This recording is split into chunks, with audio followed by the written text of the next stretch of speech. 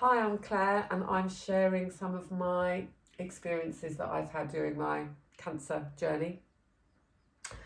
I'm on the last day of radiotherapy today, and I just thought I'd share what I've done to support myself. I have already been living a very clean diet since August, which is when I was initially found the lump. So straight away, before I even knew it was cancer, I started detoxing. Because I initially thought I would do it, or whatever came up, I would do it naturally. And then, as it transpired, I decided I did need some medical intervention. So I've been listening in all the way through, and what I've been doing to support myself has changed in terms of supplements I've taken and other things. But the thing that's remained consistent is plant-based diet. No added sugar, no sugar substitutes such as honey, maple syrup, etc. And no dairy, apart from kefir. I've had some kefir dairy. And also I've had a bit of fish, not recently, but I have had fish. So I haven't stuck to one thing. I haven't thought I'm never doing this again and I'm never doing that again. I've just listened into my body. Loads of vegetables, loads of vegetable juicing. And that's been consistent throughout, although I didn't juice as much during my high dose chemo because it didn't feel right for me. In fact, sometimes it could actually make me feel sick, although the thought of it, I never felt sick, I never was sick. But the idea is that it just didn't feel good for me to have juice. It was like, and I think depending on what your intestinal tract needs, it didn't want that for some of it, but it did for others.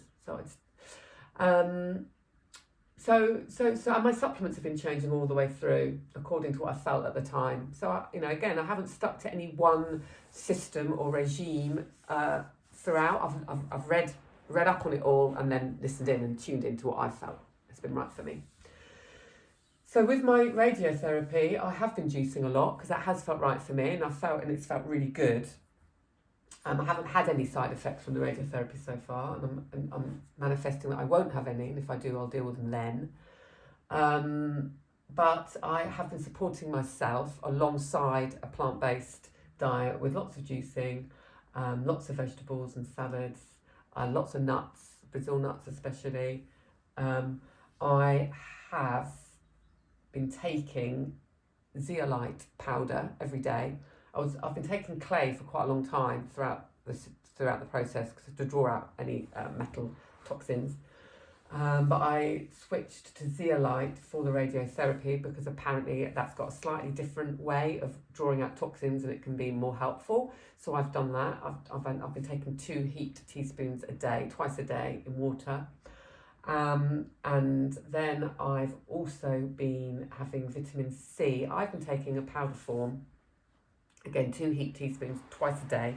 Probably, you could take less, like half a teaspoon 4 times a day to spread it out. So it's just a low level going through.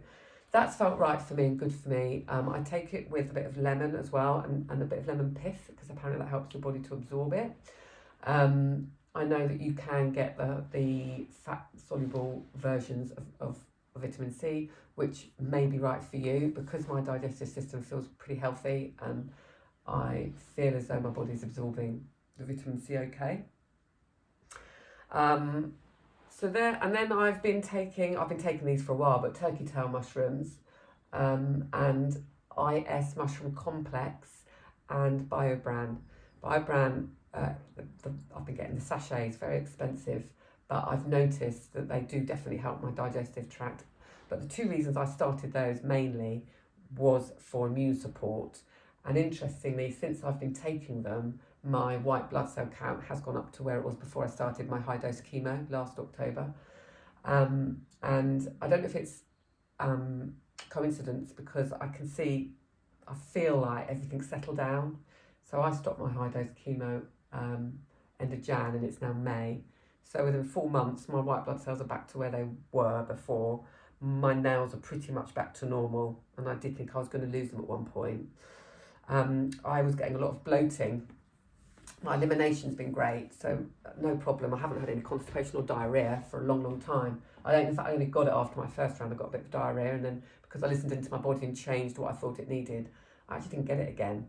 But I did get abdominal bloating after my fourth round, and I'd done various fasting regimes, water fasting, vegetable fasting, juice fasting, since my high dose stopped, to try and bring on melon fasting to try and help with my bloating. And actually, those things must have helped, but it's settled down now naturally. So I do think the way I've been living has helped it to come back, to return to some balance quicker than it would have done.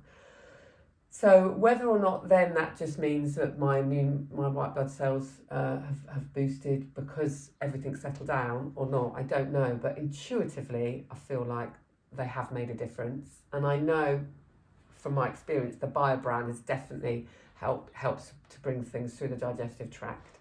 So I think they are useful things to do whilst you're on radiotherapy. And for me, definitely because I'm still on chemo until October now, so I'm not getting any side effects from my chemo that I'm on now, so at all. Apart from I've got I had a scabby nose for about 7 weeks now, so that's been a bit of a thing, but that is what it is. So I think the zeolite and the vitamin C are there to kind of help draw the toxins out that the radiotherapy creates. Then the BioBran and the IS mushroom complex are there to support the bone marrow, which for me is key because of the chemo, but I would still say it's going to support anybody that's immune deficient, which is for us to get cancer in the first place. There has to have been an immune deficiency going on in the system. And I think the BioBran really helps from a digestive point of view as well. The turkey tail mushrooms, again, are a really good complex anyway for cancer patients and for my type of cancer especially. I'm trying to take as much as I can in powder form and liquid form, so I'm not taking capsules of any description, although I am taking the ones I have to take. And I'm trying to have minimal supplements. I was taking a lot more, but I'm trying to refine them all the time, because if you're juicing a lot, then that is 90% of it.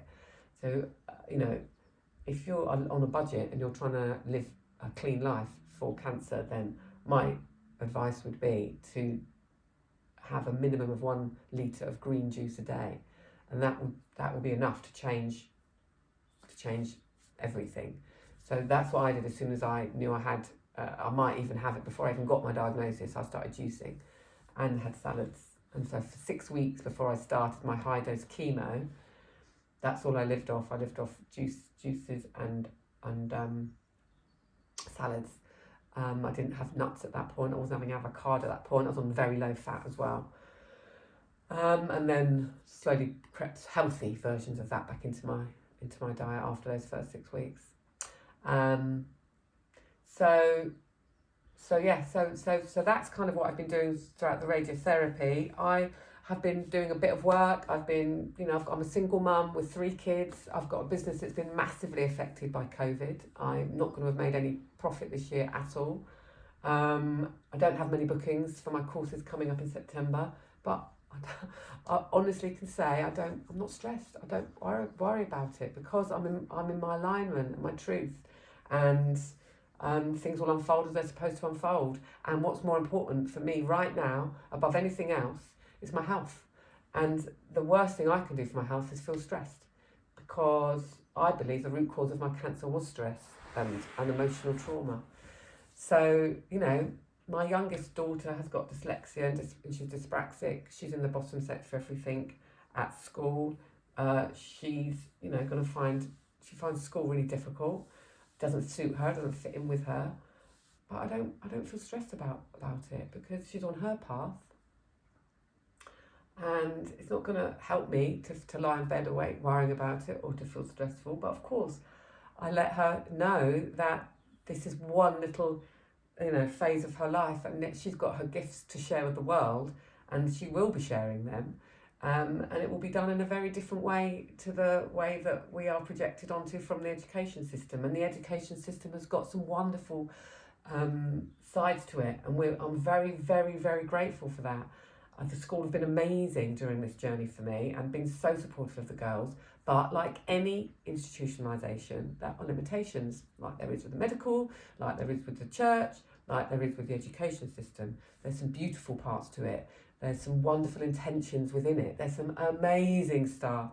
There's beauty within it all. But there are also shortfalls and limitations and restrictions. So we need to recognise those and then fill in those gaps or figure out what's right for us. But we don't need to be stressed about that. We don't need to take on board the limitations to bound us and to make us feel restricted. We observe them and then we navigate them as we see fit to enable us to live a more freer and a more balanced and a less stressful life. So just hoping to share how that it is possible that when in the midst of what we might label as suffering and in the midst of what we would normally consider to be a stressful situation, we can navigate it without stress. And just to say that I'm only here because of navigating an awful lot of challenging life circumstances where I did feel stress. So don't think I've never felt stress. I've just learnt to drop it. I have been through a very, very challenging divorce, a lot of emotional trauma. I've been through a stillborn birth, and I've been through a very difficult, for me, what I found a very difficult VAT investigation from the VAT department, which still hasn't actually concluded. But now, I know I've been, that's a whole other ball game. But now, right now, I don't feel stressed at all. But about it, I don't even think about it. What is the point? It is going to be what it's going to be. But it's hard, and I know from my experience that it is hard to get there, but I also know it's extremely possible to get there, and this sense of freedom and liberation is available within us all, and it can happen in a moment, and it can happen from a long practice.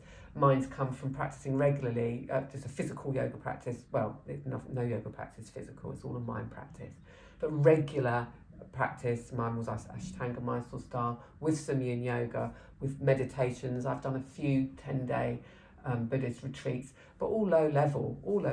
I'm still living a very normal day-to-day life, bringing up 3 beautiful girls, running a small local business, single, but I feel less stressed, more whole, more balanced, and more free than I ever have.